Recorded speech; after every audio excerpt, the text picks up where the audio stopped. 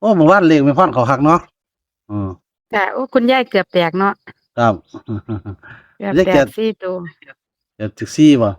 เพิ่นเข้าสามบ่หรือเอาเข้าสองอันวันเพิ่นเข้าสามเด้เด้ของเขาเป็นสี่แม่เอออืเกือบแตกมสี่ตัวของคุณยายเฮาจ้าเอเพิ่นสิ ของเจ้าที่กับปังคักโอ้มีแต่ผู้ปังเจ้าที่เขาเขาลาวเนาะ90เขา ๆVIP 59เขาจ้าหาเก้ากับเขาของเพิ่นครับโอ้ยแล้วก็ปังคักเออของคุณยายเฮา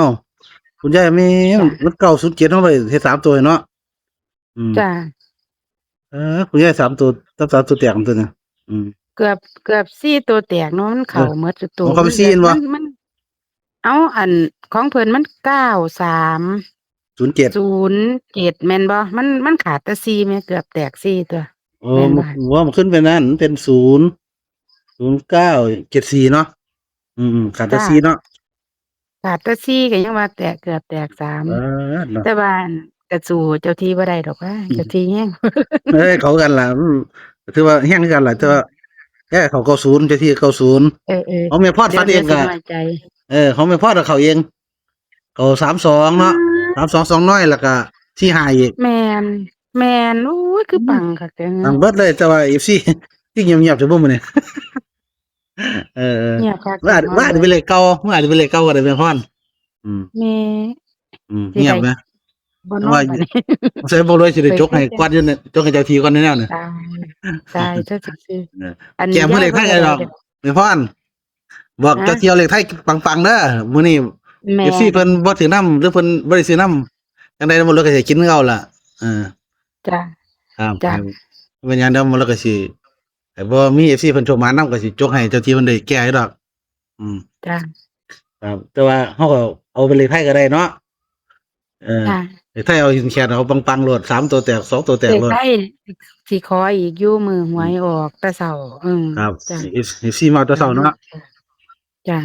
ก็สิถ้าขอผู้ใดติดแต่ตามแม่พร เช้าก็ประมาณนี้ล่ะครับจ้ะติดตามแม่พรได้ทั้งเลขคุณยายเลขเจ้าที่เลขแม่พรเองก็แต่พอดีๆก็สิลงให้คือเก่านะครับก็มีโชคได้เทิงฮานอยเทิงลาวเฮานี่ล่ะติดตามดีๆโลดนะแม่พรเนาะจ้ะมีเข้าบ้างหลุดบ้างเป็นเรื่องปกติเนาะอืมจ้ะมันก็บ่สามารถเข้าได้ซุมื้อเนาะจังว่าโอ้ยบางคนก็ว่าหลุด2มื้อแล้วมันก็ต้องมีหลุดธรรมดาครับมันอืเฮาบ่มได้เป็นผู้หันเองเนาะอืมเจ้าที่เพิ่นไปเบิ่งห่าเที่ยมันก็เบิ่งได้เบิ่งชัดอันที่เขาก็ไปแก้สิมันก็บ่ถูกก็มีแม่นบ่ล่ะจ้ะครัจ้ะบ มื้อนี้ก็สิเอาคุณยายก่อนเนาะเจ้าที่ท่านใดเห็นบ่จ้ะเจ้าที่ไปมาแล้วไปเปิดแต่เช้าแล้วจ้ะเจ้โอ้ได้มาไปแต่ว่าบ่ทันได้ให้แต่ว่าบ่ทันได้มีอันแนวไปให้แต่ว่าบอกมาแล้วโอ้เอาแบบว่าบ่เมาแหม เด้ๆโอ้ขอแบบดีกันเด้อว่าบ่เมาแม่นลองเบิ่งขออาแบบบ่เมาลองเบิ่งสิขอไปขอแต่เช้าไปมาแล้วไปเปิดประตูมาแล้วเลยไปขอเพิ่นอืน่ะมจ้ะได้ๆๆเอาแต่ว่าซั่นเอาไปเบิ่งสิเอานำสินำไปทีหลังสินะครับสิก็ให้บอกนับคนเนาะไปบอกครับเพิ่นเลยว่าก็ได้แล้วลองเบิ่งเพิ่นว่าอืๆอืมมครับจ้ะ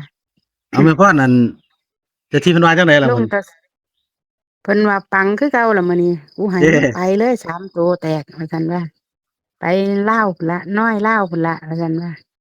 มันมาซุอย่างนั่นล่ะว่าซั่นอืมื้อวานก็มมาเทิงน้อยเทิงลาวเพิ่นว่าวาจั่งซี้อืเนาะมก็เอาคือเก่านั่นล่ะว่าครับซั่น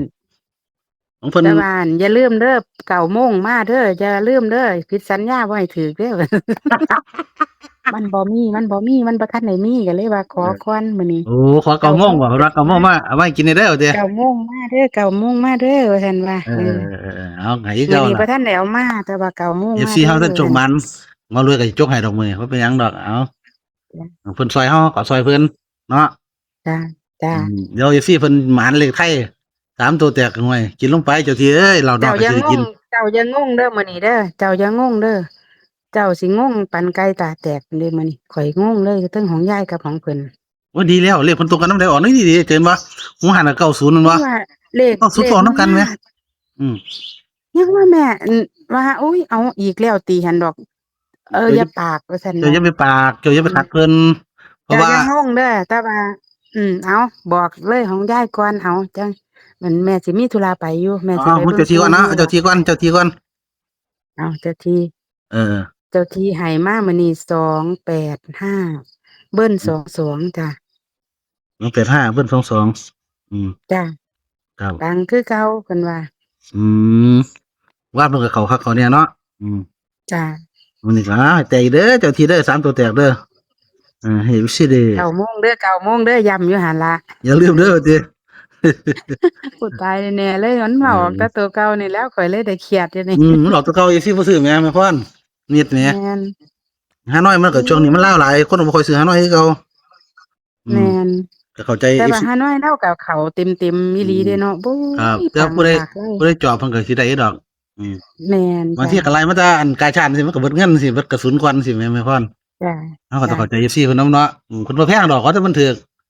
ถูกน้อยถูกหลายมันก็ให้คือเก่ามันบ่มีอีหลีก็แสดงว่าเพิ่นบ่มีโชคนำเฮาเฮาก็จ้ะมีหน่อยบัดกินนี้ตามหน่อยของคุณยายเนาะ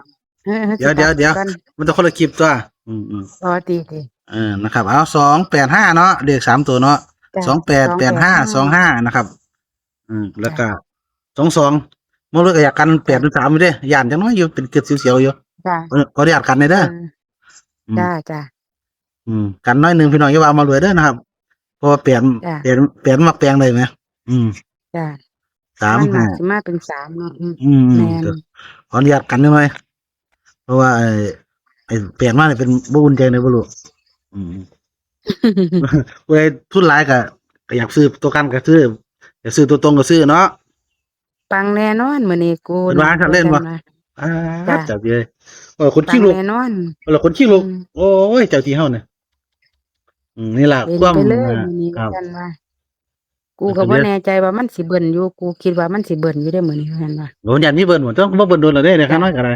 เนี่ยลาวก็จ้ะได้เนาะมันกูคิดว่าจังไดก็ต้องเบิ่นเพิ่นว่าอืมไอ้เบิ่นนี่เพิ่นให้ทั้งสองเนาะ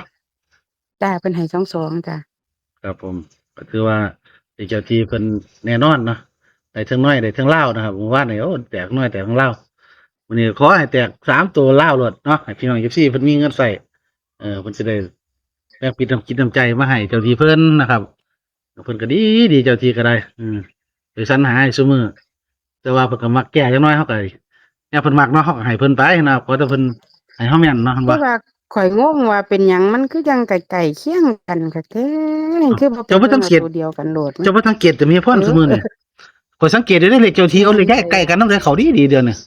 อืมมันเฉียดแหมมัน อืมเจ้างงเลยถ้าเบิ่งโลดมันเอ้ยยังว่าข้อยว่าอยู่เอาเป็นอย่างดีแล้ว FC เพิ่นสิได้ประหยัดต้นทุนลงอย่าไปซีเรียสนะเพิ่นหามาเฮามีหน้าที่ลงอย่างเดียวเพิ่นสิเป็นให้ตัวบ่งามเพิ่นสิให้ตัวงามก็สร้างเป็นของเพิ่นเห็นเฮาบางคนตาดีเฮาไปหาบ่พอต้องเห็นเขาเจ้าดอกเขาเจ้ามีตาทิพย์เขาเจ้าเป็นผีเขาเจ้าไปเห็นของเฮานะเฮาก็เสียเพิ่นไปก่อนเนาะเอาท่านแม่พ่อขอบคุณหลายๆเดี๋ยวต่อเลยเด้อนะครับเดี๋ยวมาเลยขออนุญาต